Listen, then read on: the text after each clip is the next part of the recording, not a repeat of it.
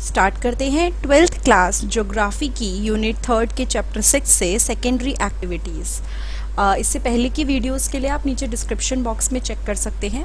All economic activity namely primary, secondary, tertiary and quaternary revolves around obtaining and utilising resources necessary for survival. मतलब कोई भी economic activity हो, चाहे हम उसे प्राइमरी एक्टिविटी बोलते हो, हम उसे सेकेंडरी एक्टिविटी बोलते हो, टर्शरी बोलते हो, क्वाटरनरी बोलते हो, सारी की सारी उसका एक ही मेन यूज़ होता है कि रिसोर्सेज को हम लोग यूटिलाइज कर सकें। ठीक है, जितने भी रिसोर्सेज आसपास हैं उनको हम प्रॉपर तरीके से यूटिलाइज करें। नाउ सेकेंडरी एक्टिविटीज़ की अगर हम बात करेंगे इस चैप्टर में, तो वो क्या करते हैं, वो नेचुरल रिसोर्सेज में वैल्यू ऐड करते हैं। और वैल्यू ऐड कैसे करते हैं, वो जो रॉ मटेरियल होते हैं उनको किसी काम की चीज़ों में बनाते हैं। जैसे कि लकड़ी की बात करते हैं, लकड़ी एक रॉ मटेरियल है, ठीक है, वो बिल्कुल ऐसा है जो हमें नेचर से मिला है। अब अगर मैंने उसी लकड़ी से फर्नीचर बना दिया जो लोग यूज़ कर पा रहे हैं, तो मैंने क्या किया, उस नेचुरल रिसोर्स में एक क्या कर दी, वैल्यू ऐड कर दी, और वो रॉ मटेरियल को एक वैल्यूएबल प्रोडक्ट में मैंने बना दिया। Cotton in the ball has limited use, but after it is transformed into yarn becomes more valuable and can be used for making cloth। एक और एग्जांपल ले लेते हैं। अगर कॉटन की आप बात करें, आपने कभी उसका प्लांट देखा हो, छोटी सी बॉल में वो उगता है, ठीक है, तो जब तक वो उस फॉर्म में होता है उसका कोई सच कोई यूज़ नहीं है, लेकिन जैसे ही आप उसे यार्न में कन्वर्ट कर देते हो वो काफ़ी वैल्यूएबल हो जाता है। Same way, iron ore cannot be used directly from the mines, but after being converted into steel, it gets its value and can be used for making many valuable machine। यानी कि अगर मैं iron ore की बात करूँ, हम अलग अलग एग्जाम्पल देख के चल रहे हैं, उसको हम डायरेक्टली यूज़ नहीं कर सकते, लेकिन अगर जैसे माइन से ही निकलते हैं हम उसको यूज़ नहीं कर सकते, बट जैसे ही हम उसको कन्वर्ट कर देते हैं, किसी और फॉर्म में कन्वर्ट कर देते हैं, तो हम उससे बहुत ही वैल्यूएबल मशीन टूल्स बना सकते हैं। और यही सारी चीज़ ट्रू है किसके लिए, जो मटेरियल हमें फार्म से मिलते हैं, फॉरेस्ट से मिलते हैं, माइन से मिलते हैं, सी से मिलते हैं, जितनी भी चीज़ें हैं वो सारी की सारी क्या होती है, हमारे यूज़ के लिए बेटर हो जाती हैं जब एक बार हम उसको फॉर्म चेंज कर देते हैं। Now, secondary activities therefore are concerned with manufacturing, processing and construction industries। तो सेकेंडरी जो एक्टिविटीज़ होती है, जब उसकी हम बात करेंगे तो उसमें मैन्युफैक्चर करना, किसी चीज़ का बनाना, उसका प्रोसेसिंग होना, किस तरह से वो कन्वर्ट हो रही है फॉर्म में, या कंस्ट्रक्शन, इंफ्रास्ट्रक्चर, इंडस्ट्री, उसमें ये सेकेंडरी एक्टिविटीज़ आती हैं। Now let's start with manufacturing. अब हम लोग पढ़ने वाले हैं मैन्युफैक्चरिंग के बारे में। मैन्युफैक्चरिंग में एक्चुअली होता क्या है, इसमें क्या होता है, production from handicraft to moulding iron and steel and stamping out plastic toys to assembling delicate computer component और स्पेस व्हीकल्स। बहुत ध्यान से सोचो, यानी कि इसके अंदर हम क्या करते हैं, प्रोडक्शन करते हैं, चाहे वो स्टील को हम बनाएं किसी फॉर्म में, या प्लास्टिक टॉयज़ को कोई फॉर्म दें, या फिर कंप्यूटर के पार्ट्स को हम क्या करें, असेंबल करें। ये सारी चीज़ें मैन्युफैक्चर में आती हैं। In each of these processes, the common characteristic are the application of power, mass production of identical products, and specialized labor in factory setting for the production of standardized commodities। अब एक चीज़ हम देख लेते हैं, इन सारे प्रोसेसेस में manufacturing के क्या क्या चीज़ें कॉमन है। सबसे पहले तो पावर यूज़ होगी, ठीक है, मास प्रोडक्शन होगा। अब अगर आप मैन्युफैक्चरिंग यूनिट सेट करते हो तो 2 सेट तो बनाओगे नहीं किसी चीज़ के, बहुत सारे सेट बनाओगे, तो यहाँ पे मास प्रोडक्शन की बात हुई। उसके अलावा कुछ स्पेशलाइज्ड लेबर हम लोग फैक्ट्री सेटिंग में बिठाते हैं, जो क्या करते हैं, जो प्रॉपर हर चीज़ को एक बार ध्यान से देखते हैं या फिर प्रोडक्शन में हेल्प करते हैं, ठीक है। मैन्युफैक्चरिंग में be done with modern power and machinery और it may still be very primitive. यानी कि जो मैन्युफैक्चरिंग होती है, हो सकता है वो बिल्कुल मॉडर्न तरीके से, मॉडर्न पावर यूज़ करके आप करो, या फिर ये भी हो सकता है कि बहुत ही प्रिमिटिव तरीके जो बहुत पहले यूज़ होते थे, जैसे कि अगर कपड़ा बनाना है उसके लिए हैंडलूम यूज़ होता है, तो मशीन से भी होता है, बट हैंडलूम क्या है, बहुत प्रिमिटिव तरीका है जो बहुत पहले से यूज़ होता आ रहा है। तो दोनों तरीके से हो सकता है। Most of the third world's countries still manufacture in the literal sense of the term। देखो, ये जो थर्ड वर्ल्ड कंट्री है, ये सब के बारे में हमने पिछले चैप्टर्स में पढ़ा है, आप पुरानी वीडियोस देख सकते हैं, आपको समझ में आ जाएगा। It is difficult to present a full picture of all the manufacturer in these country, यानी कि कुछ लोग मैन्युफैक्चर करते हैं लेकिन एक प्रॉपर तरीके से नहीं करते हैं।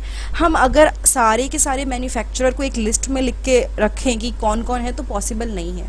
मोर emphasis is given to the kind of industrial activity which involve less complicated system of production. ज़्यादा ध्यान किसकी तरफ दिया जाता है?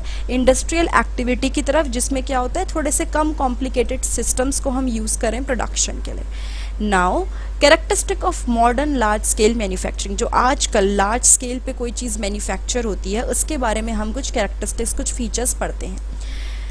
Modern large scale manufacturing has the following characteristics. अब हम लोग पढ़ेंगे कि इनके कैरेक्टरिस्टिक क्या क्या होते हैं। Specialisation of skills, method of production.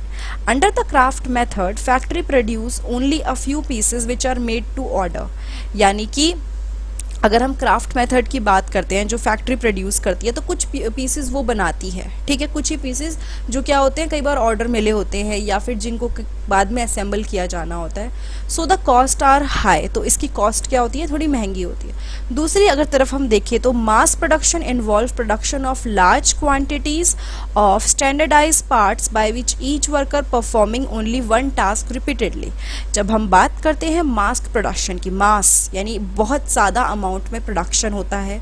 अब लार्ज क्वांटिटी में जब प्रोडक्शन होगा तो हर एक वर्कर का एक काम होता है कि उसको एक टास्क देते हैं कि आपको ये काम करना है, ठीक है।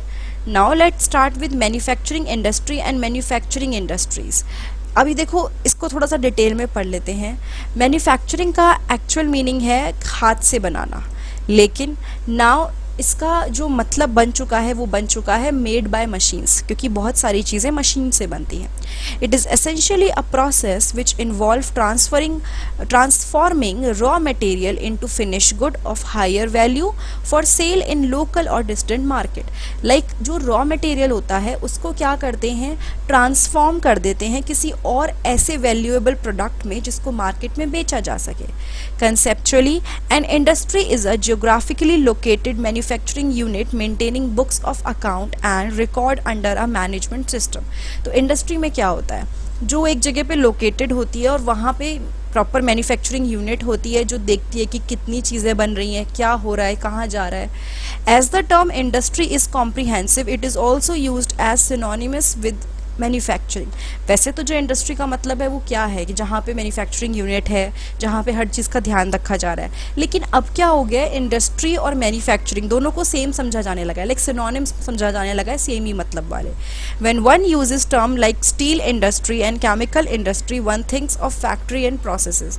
जब कोई एक बारे में सोचता है, किसके बारे में, जैसे कोई सोचता है अबाउट स्टील इंडस्ट्री या फिर केमिकल इंडस्ट्री, तो उसके दिमाग में क्या चल रहा है, फैक्ट्री और प्रोसेसेस चल रहा है। उसके दिमाग में ये नहीं चल रहा कि ये इंडस्ट्री में हिसाब किताब सब कुछ होता है, नहीं, उसके दिमाग में चल रहा है कि फैक्ट्री होगी जहाँ पे बहुत सारे प्रोसेस होते हैं जिसकी वजह से केमिकल बनता है या स्टील बनता है।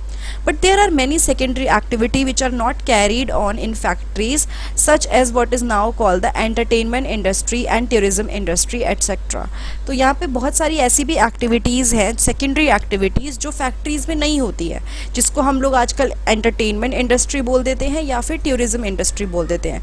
तो अगर क्लैरिटी के लिए ध्यान रखा जाए लॉन्ग टर्म में, एज ज्योग्राफी स्टूडेंट की अगर आप बात करो जो ये सब पढ़ रहे हैं, तो मैन्युफैक्चरिंग इंडस्ट्री टर्म यूज़ होना चाहिए, ना कि इंडस्ट्री। Okay, now mechanisation. अभी हमने ऊपर चीज़ें पढ़ी हैं, नाउ यहाँ पे आ जाते हैं। Mechanisation refers to using gadget which accomplish task. होता क्या है, गैजेट्स यूज़ करके कोई टास्क कंप्लीट करना। Automation without aid of human thinking during the manufacturing process, यानी इंसानी दिमाग नहीं लगेगा, मशीन सेट है जो अपने तरीके से काम करेगी। Automatic factory with feedback and close loop computer control system where machines are developed to think have sprung up all over the world. अब क्या हो चुका है, ये जो मैन्युफैक्चरिंग इंडस्ट्रीज़ की बात हो रही है, मैकेनाइजेशन हो चुका है, यानी हर चीज़ अब मशीन्स कर रही हैं। लाइक इंसान को सोचने समझने की अब ज़रूरत नहीं है उस पर्टिकुलर पार्ट में, क्योंकि वो काम मशीन हैंडल कर रही हैं।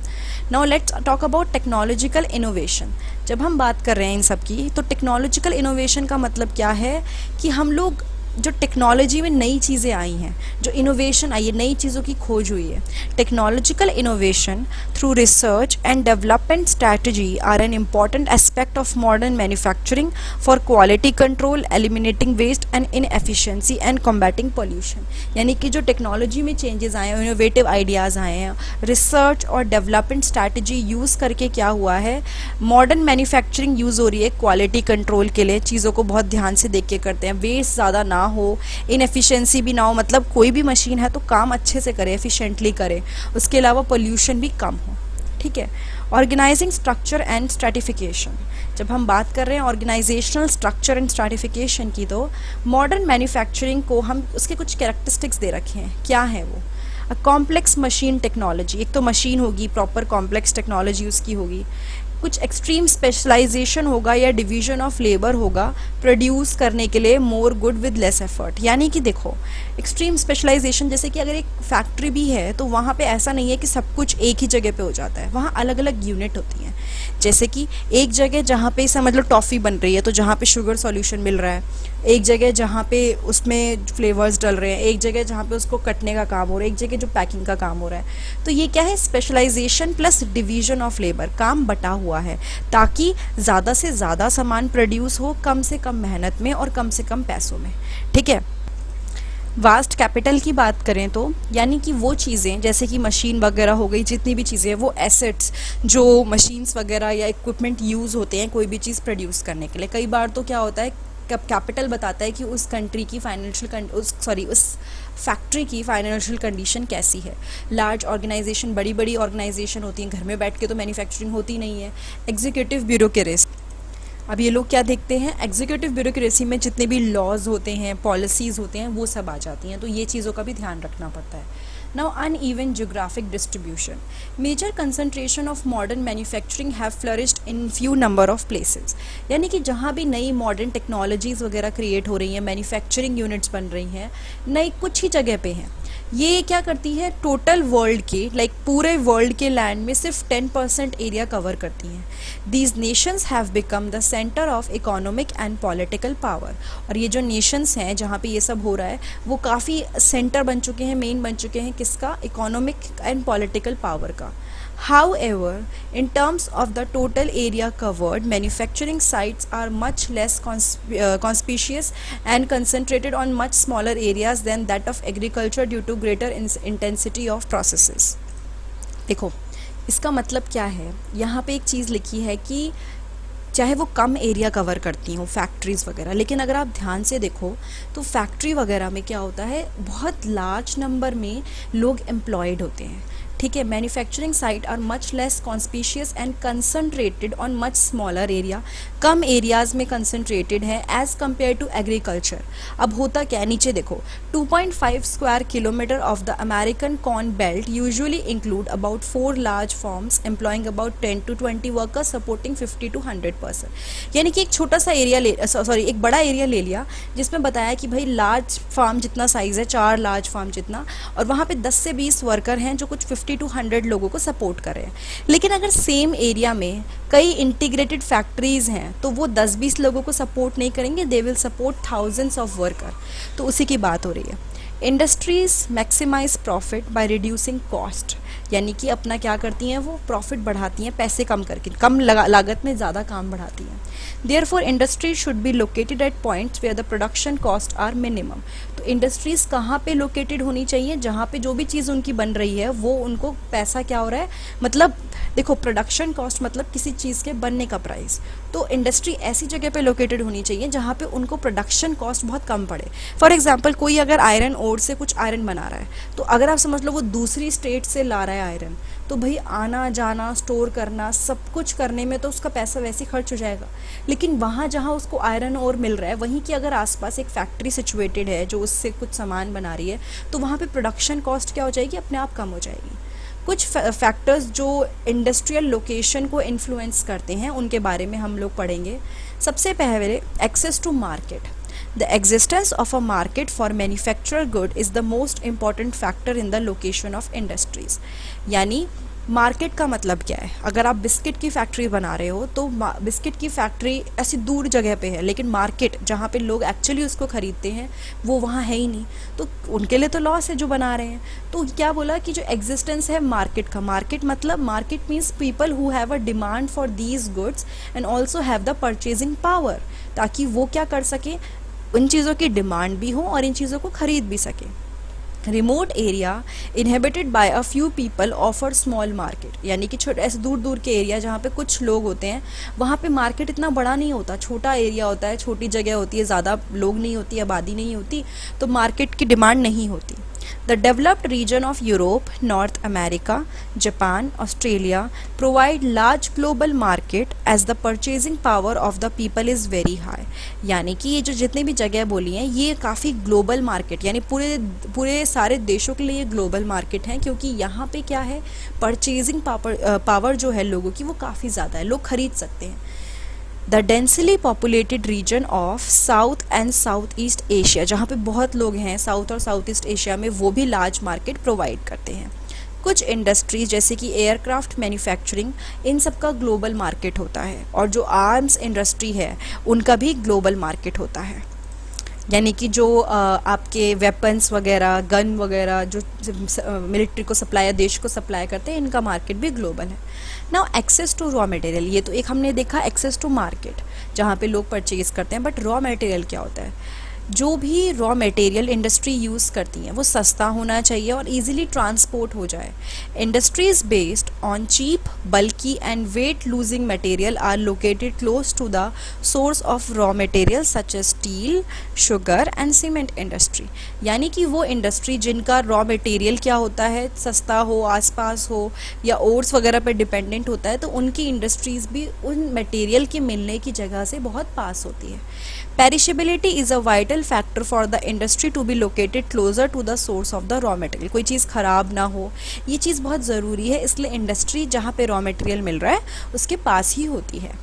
Agro processing and dairy products are processed close to the source of farm produce और मिल्क सप्लाई रिस्पेक्टिवली, जहाँ पे भी डेयरी प्रोडक्ट्स बन रहे हैं, जहाँ पे भी आपको कोई चीज़ प्रॉपरली सप्लाई करनी है, तो फॉर एग्जांपल दूध का एग्जांपल दिया है, जहाँ से फार्म होगा, जहाँ से दूध आ रहा होगा, या फिर मिल्क सप्लाई जो होगी वो बहुत आसपास होगी, बहुत दूर दूर से नहीं होगी, क्योंकि वो भी चीज़ ख़राब हो सकती है।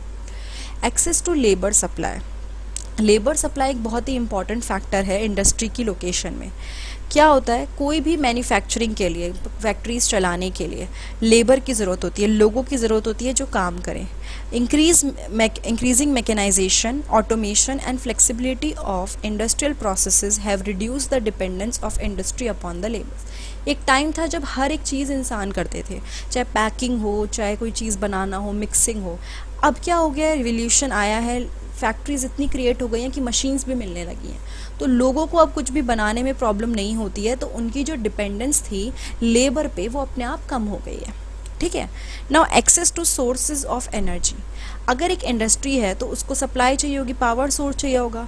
अब उसकी अगर जो बिजली है वो बहुत ही दूर से आ रही है तो इंडस्ट्री कैसे चलेगी? तो नॉर्मली इंडस्ट्री ऐसी जगह पे सेटअप होती हैं जहाँ पे जो एनर्जी सप्लाई है वो भी मिलती रहे, जैसे कि aluminium industry. Earlier, coal was the main source of energy. Today, hydroelectricity and petroleum are also important source of energy for many industry. पहले क्या होता था, कोल से एनर्जी मिलती थी, सारे लोग कोल पे डिपेंडेंट थे।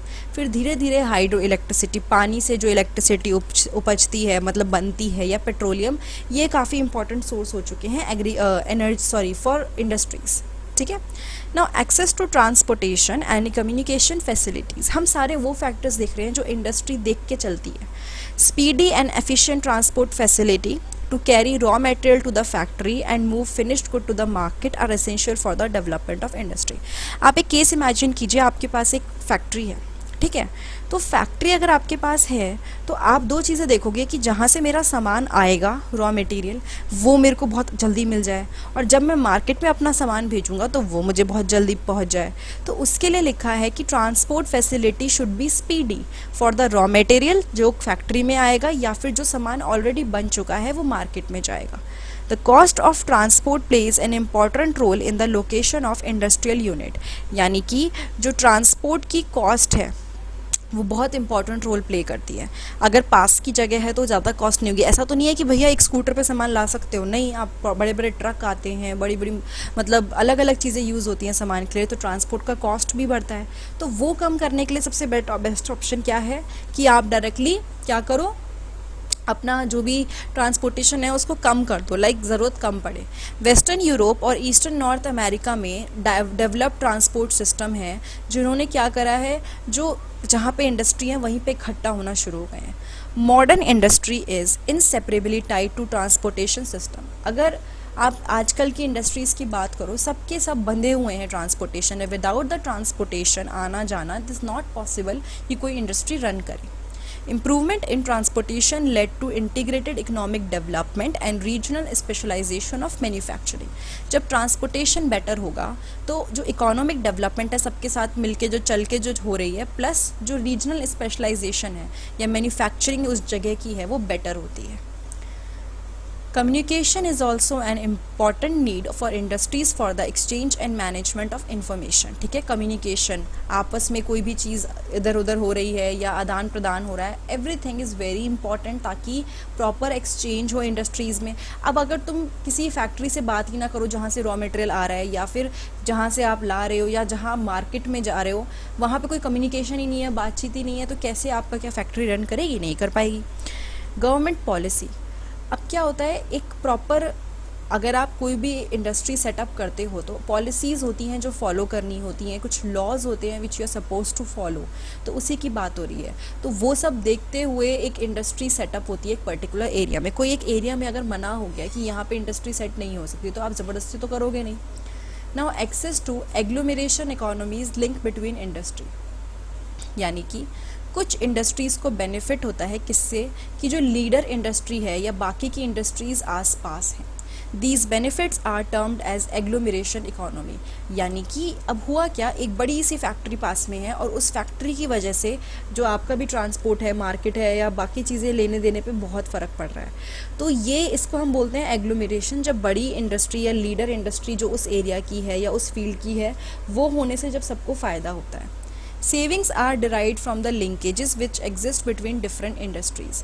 ठीक है, अब क्या होता है, जो लिंकेज होते हैं ना अलग अलग इंडस्ट्री, उसमें से कई चीज़ों से फ़ायदा निकलता है। These factor operate together to determine industrial location, और ये सारे फैक्टर्स साथ में वर्क करते हैं अगर हम देखना चाहते हैं कि भाई इंडस्ट्री की लोकेशन क्या होनी चाहिए। एक फैक्टर है वो भी पढ़ लेते हैं, फूट-लूज industries. Footloose industries can be located in a wide variety of places. They are not dependent on any specific raw material, weight losing or otherwise. They largely dependent on the component part which can be obtained anywhere.